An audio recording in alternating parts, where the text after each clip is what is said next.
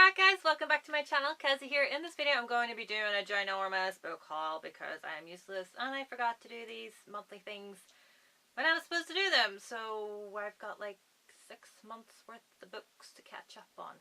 And that's even on top of the book depository haul and the 2 Waterstones book hauls that I have done previously. This is more of a random one, whereas the other ones were a bit more specific, like for book depository and for Waterstones. These are for the likes of Asda, Amazon, Eason's, and Waterstones is included as well. If people leave me unattended in Waterstones, what do they expect is going to happen? I'm going to be buying books. Not much of an excuse, but it's what I'm going with. Brace yourselves, get some coffee. I've got mine. It's actually chilled, but you know, I need it. Christmas mug. So without further ado, rude, let's just get into it.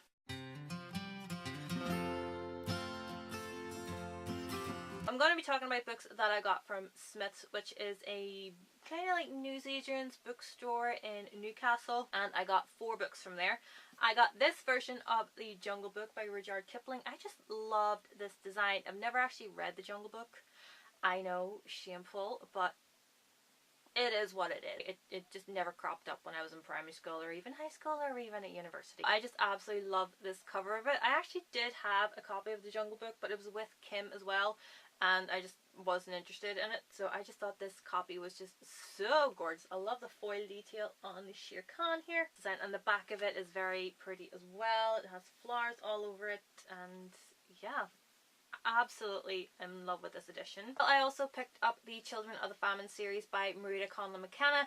This is a children's book series, as you can tell by how thin they are, set during the Irish famine, following this family of Eilidh, Peggy and Michael, and how they survive it and in the years since. This is a trilogy which is made up of Under the Hawthorn Tree, Wildflower Girl and Fields of Home. I read Under the Hawthorn Tree when I was about 10, and then I read Wildflower Girl when I was about 11, when I was in P7. And I never actually read Fields of Home. For some reason, early in the year, I just wanted to read this series again, and it's such a short series. You can fly through them. I did back in January.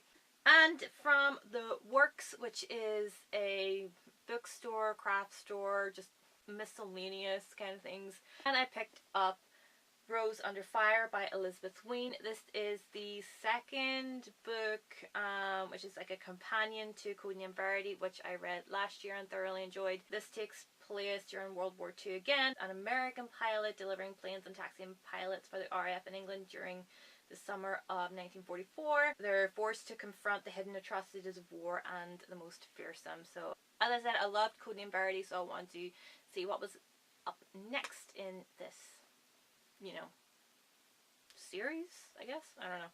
From Eason's, I picked up 4 books over the past 6 months.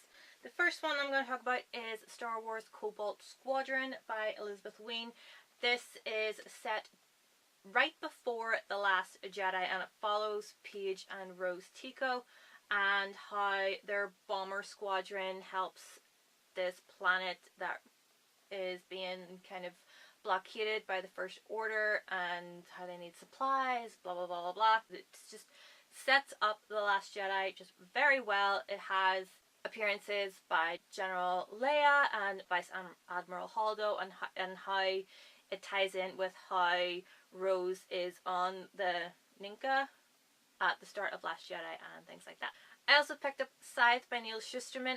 I actually listened to this on audiobook because it was a very difficult book to get a hold of. It hadn't been released yet in the UK. I was hearing about it all over YouTube. I think I heard about it first on Haley and Bookland's channel. It was released in paperback in the UK in February, I believe, so I picked it up just as I finished the audiobook. This is a book that is set in a very utopian world where death really doesn't exist. You can't really die of old age, you can't die of disease, you can't die from suicide, you're just brought back to life. When you age, you can regenerate back to a younger age, you can turn a corner, as they say. To keep the population in check, they use scythes, and Citra and Rowan are the new Scythe's apprentices, there can only be one. There only one can be an apprentice, so they kind of set them up against each other, and I love this book so much. I also picked up Marina by Carlos Ruiz Zafón. This is a gorgeous novel. It is a gothic tale for all ages, that's what it says on the back. And this follows Oscar, and in the 1980s Barcelona, he discovers this house that's near his boarding school, and he steals a pocket watch, but guilt makes him bring the pocket watch back, and that's when he meets Marina. She's very enigmatic, she's very mysterious, and she takes him to this graveyard where on the last Sunday of every month a woman dressed head to toe in black comes in and leaves a rose on an unmarked grave that just has a butterfly on the tombstone, and they go on this whole adventure.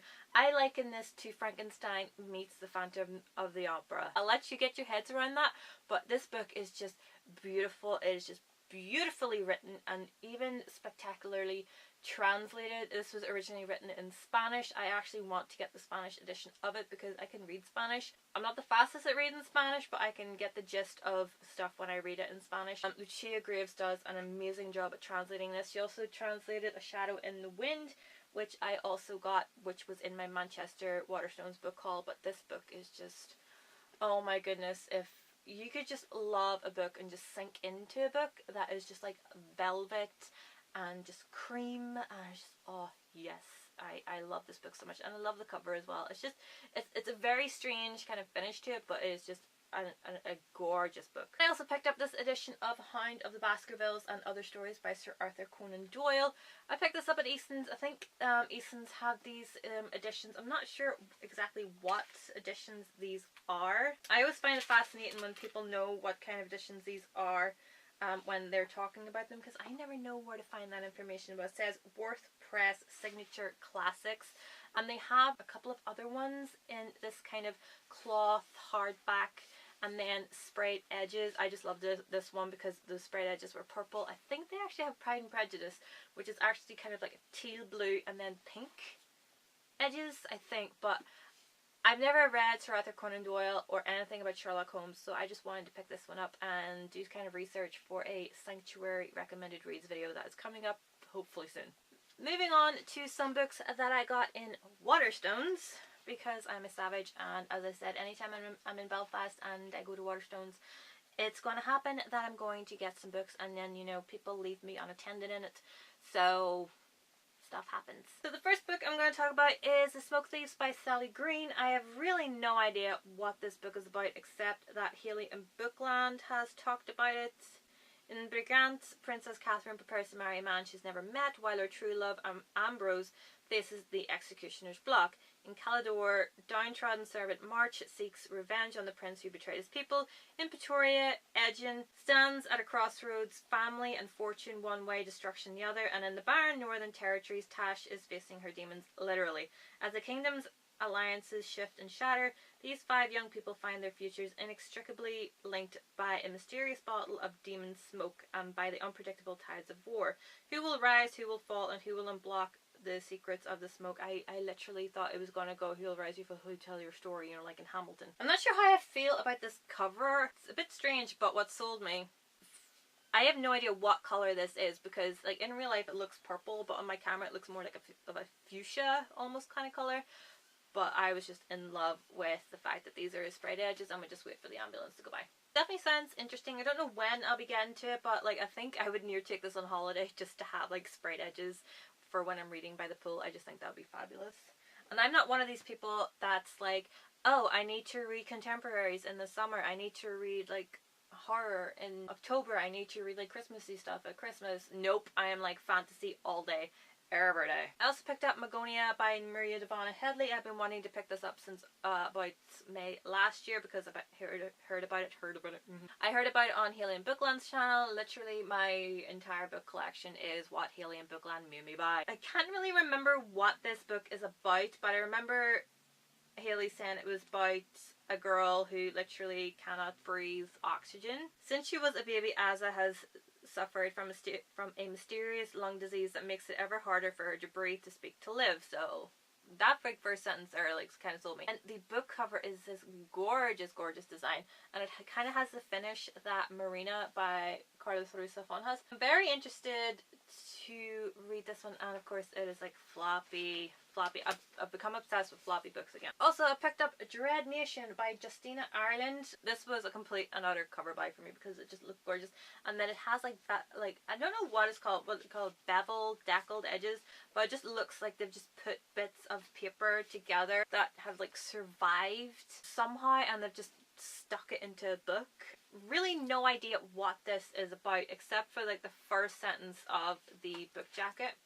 Says that Jane McKean was born 2 days before the dead began to walk the battlefield of Gettysburg, Pennsylvania, derailing the war between the states and changing the nation forever.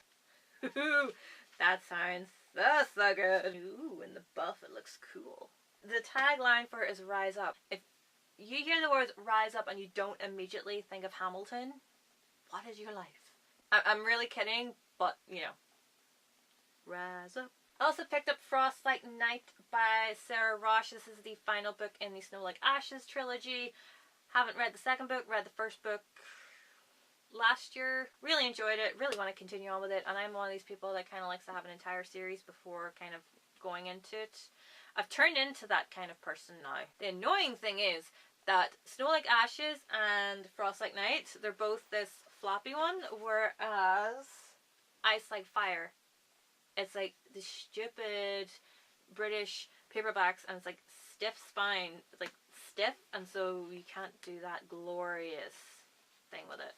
I probably should have done the Amazon books first, because then I've got books 2 and 3 from Waterstones, because I couldn't wait any longer. But you will see in a second. I have Ink Spell and Ink Death by Cornelia Funke. I think that's how you pronounce it. These are the second and third books in the Ink World trilogy, which starts off with Inkheart. I am currently on Ink Spell right now, as you can see where my trusty little bookmark is. I kind of find it funny that I'm using my Ravenclaw metallic bookmark for something like Inkheart series. Absolutely adored Inkheart, which you will hear about in my May wrap-up. I could not wait to find out what happens next in the series. I absolutely love it, and these covers are just so gorgeous, because this one, blue, my favorite color, and it has Gwyn. It has Gwyn up here, and he's so cute with his little horns. I love the way that these are all matching when you see Inkheart when I do it in a moment. Hilarious thing is, these books here, right, I'll turn around. These books here are in the 9 to 12 category in Waterstones. Look how thick these buggers are. This is a 640 page book. Inkheart was 540. Ink Spell is 680 pages, and then this one is even longer. You can just like see it's even longer. If anybody had told me at 9, 10, 11 or 12 I had to read a book this big, I would have laughed. I actually would have laughed. I read Under the Hawthorn Tree when I was 10. That is 150 pages. Barely a fraction of this. And it took me about a week to get through it. I will say I wasn't the biggest reader when I was a child, but seriously, these books at that age, I would have said, see ya. So I'm actually going to leave the Amazon ones to last, because there are ton of them. This is what happens when you have the app on your phone. So I'm going to do the Asda ones first. I have a few books here from Asda. I have the Star Wars The Last Jedi novelization by Jason Fry, the expanded edition, which is basically novelization but with like deleted scenes in it. Then it has little images in the center. I always love those whenever they do them in novelizations. I don't know why. I just think they're cool. I also have The Magic Misfits by Neil Patrick Harris. I don't really know why I got this. It just was calling to me. What is this about? Magic comes in all shapes and sizes and colours and tastes and smells and feelings. Magic may even come in the shape of a book. When Carter Locke runs away, he's never felt more alone, but then he finds a gang of other young magicians, and the Magic Misfits are born. You know, sometimes you just like to read a middle grade book, especially when, you know, They're short and involve magic, and it's just a very cute cover. I just find it adorable. And ooh! See, this is what happens when they've been sitting in your bookcases for ages and you don't really look at them. When it's in the buff, it looks quite cute because it has all these cards running around it. A wee rabbit. And what does it do on the other side? Yeah, it's just cards on the other side as well. That is actually quite cute. And then the spine is actually very nice as well. Damn it. Yep, just stay on the floor. I don't care. Also got a paperback edition of Fantastic Beasts and Where to Find Them by Newt Scamander, aka J.K. Rowling. I got this after I watched Fantastic Beasts and Where to Find Them in March, and I was obsessed with, and still am obsessed with Fantastic Beasts and Where to Find Them, as you can tell by Queenie's wand right behind me here. So yeah, I just picked up the paperback edition. I also got Big Little Lies by Leanne Moriarty. I pretty much got this for two reasons. My friend Lily said that I would enjoy it, and two, Laura Dern is in the HBO adaptation of it. Laura Dern plays Admiral Holdo in The Last Jedi, and she is Ellie Sattler in Jurassic Park, so why wouldn't I want to read something that she's in? And the next book is Artemis by Andy Weir.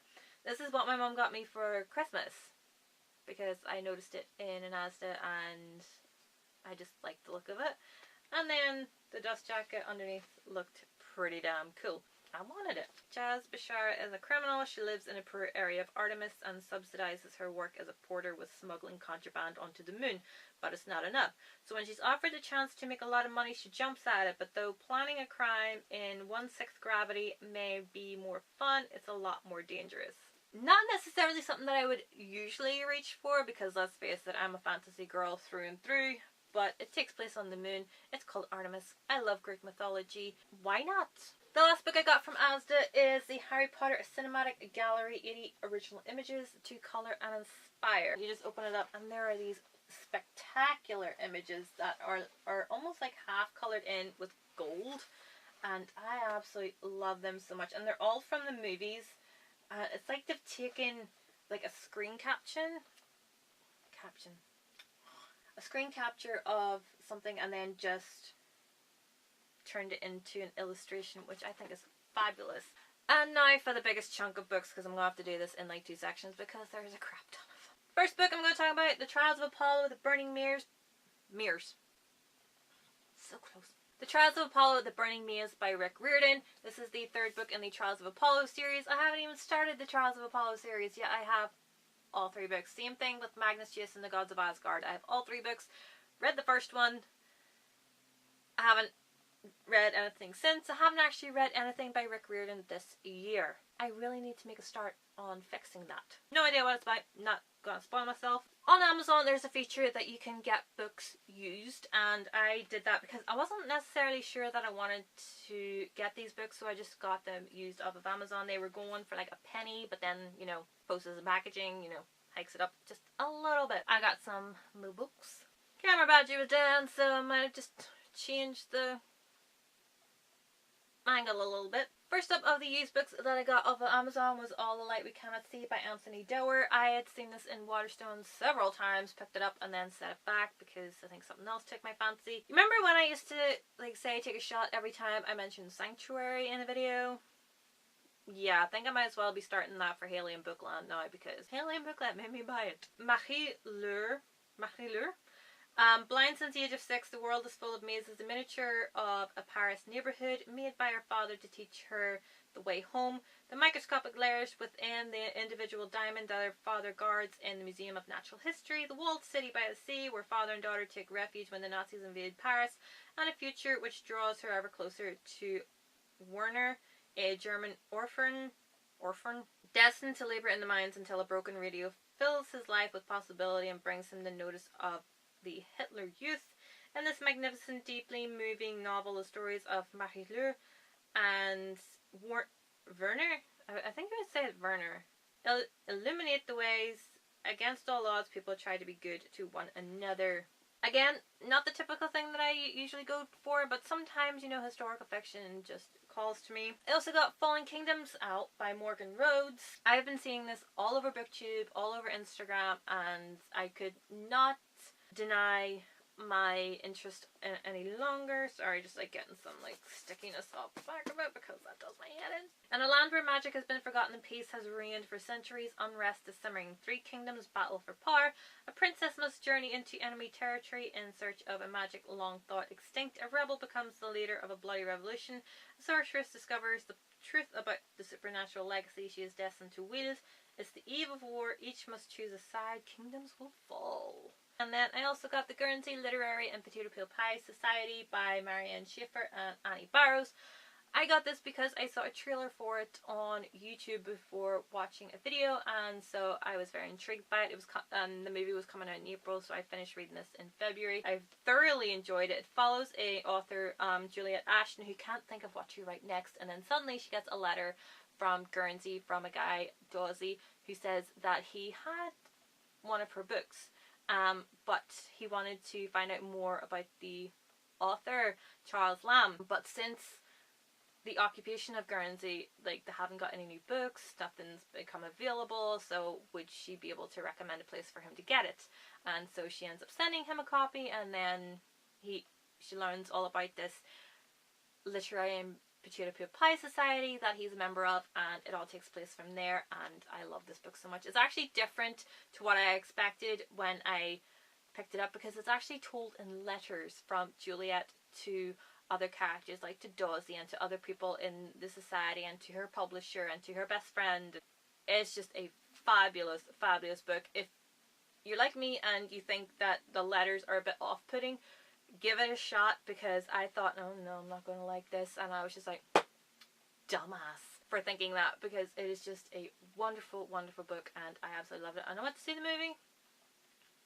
It was alright. I also ordered Thunderhead by Neil Shusterman off of Amazon, because this is the second book in the Arc of the Scythe series, which follows Scythe, which I had previously got from Eason's. I decided to get it from Amazon because it's the hardback, and I really wanted the hardback. I think I might actually purchase the hardback of Scythe at some point, but who knows? Who knows? I might not. I don't know. This follows on a year after where Scythe leaves off, and the ending in this. Neil Shusterman, you've got some explaining to do, pal. I'm probably gonna need an ambulance when I actually try to lift all of these books. Also picked up Hunting Prince Dracula by Kerry Maniscalco. I read Stalking Jack the Ripper at the end of December. It was actually the penultimate book that I read of 2017. I liked it. I didn't particularly was enamored with it, and I didn't think I was going to continue on with it, but I just literally bought this because of the cover.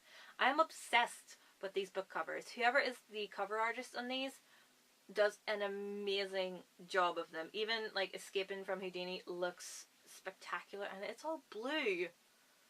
Like, I kind of need to get it because it's all blue. This picks up after Stalking Jack the Ripper leaves off, because then she goes to Romania to study, and of course Romania, you know, you have to talk about, you know, Dracula, because it's set in a time where Bram Stoker is actually writing Dracula, you know, at the end of the Victorian era, and so, yeah. I also ordered Ace of Shades by Amanda Foody, pretty much because people have been comparing this to Six of Crows, and I love Six of Crows. Six of Crows is one of my favourite reads of the year so far. I absolutely love it. I love Leigh Bardugo's writing, and so when anything's compared to anything by Leigh Bardugo, I'm probably going to have to investigate it. House of the Rising Sun meets Six of Crows. That right there just sounds like epic. Take a card and stake your soul. Survival is your only goal. Surrender to the vice within. Bet your life. Hope you win. I know this was in one of these subscription boxes for the last month. I think it was like April, and it has like a different cover to this, but I'm obsessed with this cover in particular, because then you just like see this spine peeking at you from your bookshelf. Yep.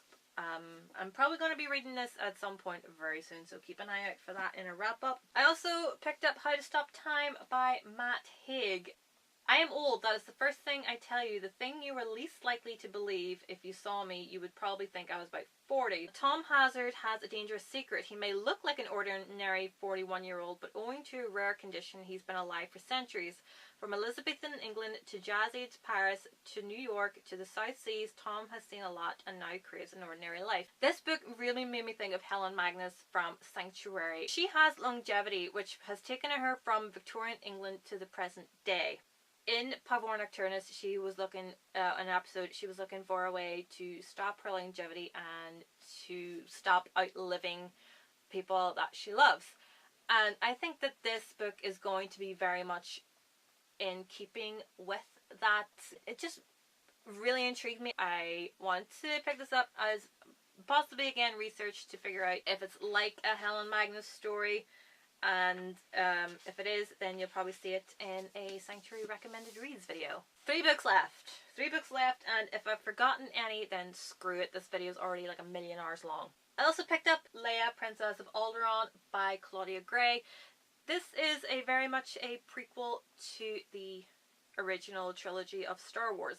This takes place when Leia is 16 and she is establishing herself as the heir to Alderaan. She's starting to have her royal duties and proving herself as an heir to the throne. It also establishes how she became part of the rebellion, much to her father's chagrin and annoyance, and he's like, no, you're not doing this, I'm protecting you, you cannot be part of the rebellion. And she also finds out that, you know, her father is part of the rebellion. This is where Leia really comes into her own. She really becomes, you know, passionate about Alderaan and protecting her people and establishing the friendships that will last throughout her life. In this, she actually meets Amilyn Holdo, who of course you all know from The Last Jedi, and how, you know, that relationship is reflected in The Last Jedi and how much they trust each other. They don't have the best start in this, but then, you know, Amilyn Holdo in this is literally the Luna Lovegood of Star Wars, and I was living for it. She's just ridiculously adorable. I really found a new respect for Leia after reading this book. She is just wonderful in it. I really would have loved this story when I was younger, when I first was watching Star Wars, because I just think Leia is just amazing in this. She's very strong in it. She has her first romance, and I just... what I loved about it is that it wasn't all about the romance in this book. It was all about her and her establishing herself as somebody that, you know, doesn't need to be protected 24/7. I loved it. It was such a great read, and a very quick read because, you know, it's Leia. Of course I was going to like zoom right through it. As I mentioned earlier, I picked up Inkheart by Cornelia Funke. I pretty much picked this up because I watched Infinity War and it just re-established my absolute undying love for Paul Bettany because he plays Vision. And I remembered that he was Dustfinger in the movie adaptation of Inkheart, and so I was just like, you know what, I'm going to read the book. And then I realized it's like that thick, and I was like, oh well, just means even the possibility of more Dustfinger. What could be wrong with that? I pretty much just picked this up because Paul Bettany is in the adaptation of it, which is right here. If you don't know the story of Inkheart, follows Mo and Maggie, and Mo has this ability that when he is reading, things from the book come out. When he read this years ago, 3 characters came out: Capricorn, Basta, and Dustfinger.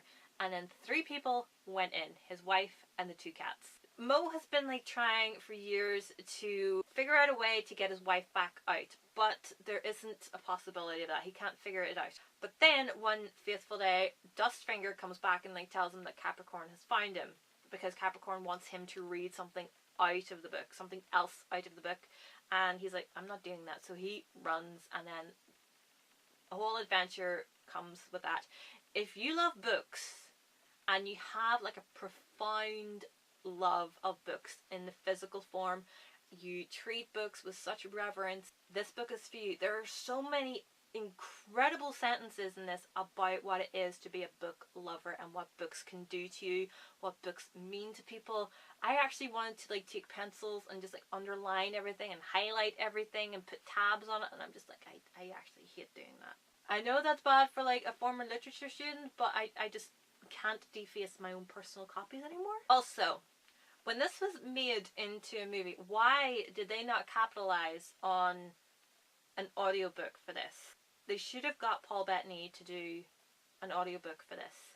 I would have been listening to that over and over and over again until my phone just like begged me to stop. That might be a bit overkill, but yeah. Because for several movies, we got nothing but his voice as Jarvis, and then now we get his face, and it's just, oh. so good. Sorry. Moving on, and to the last book in this haul, and as I said, if I've forgotten anything, sod it, it's never going to be hauled. And the last book is the illustrated edition of Fantastic Beasts and Where to Find Them by Newt Scamander, aka J.K. Rowling! Crap. My copy of Avengers Infinity War Entertainment with Scarlet Witch and Nebula is stuck in there because, you know, keeps it flat. This is the illustrated edition, illustrated by Olivia Luminich Gill? Whatever. If you're new to my channel, I have an obsession with Fantastic Beasts and Where to Find Them, so I just have now, like, what, 3 copies of Fantastic Beasts and Where to Find Them. I'm obsessed. Look. Ugh, you probably can't see it. Worst way ever to try to, like, show illustrations, Kazzie. Look at these illustrations! Aren't they so freaking adorable? And they're so good. If I could draw like that, I would be a rich woman. I was like a stupid idiot and didn't do art to GCSE because I was like, I don't want people telling me what to draw. If I knew this could have been in my future. Look at the Akami! Look at the Akami! He's so pretty! If you don't know, the Akami is my favourite creature from Fantastic Beasts and Where to Find Them, followed by the Demiguise, followed by Bowtruggle, followed by the Niffler. But yep, those are all of the books that I have bought in the past 6 months. From Asda, from Amazon, from Easton's, and from Waterstones, and some other little shops. Don't ever do that again, Kaz. Don't ever leave it 5, nearly 6 months before you haul books. This thumbnail is not gonna happen. And now you have to edit this, you know, million-year-long video. Good luck. So, thank you guys so much for watching this book haul. I know it is absolutely ridiculous, the amount of books that are in this. Thank you so much if you've gotten to this point and you are still watching it. So, thank you guys so much. I'm going to make this outro as short and as sweet as I can make it. Thank you guys so much for watching. Subscribe if you haven't already, and I will see you in my next video.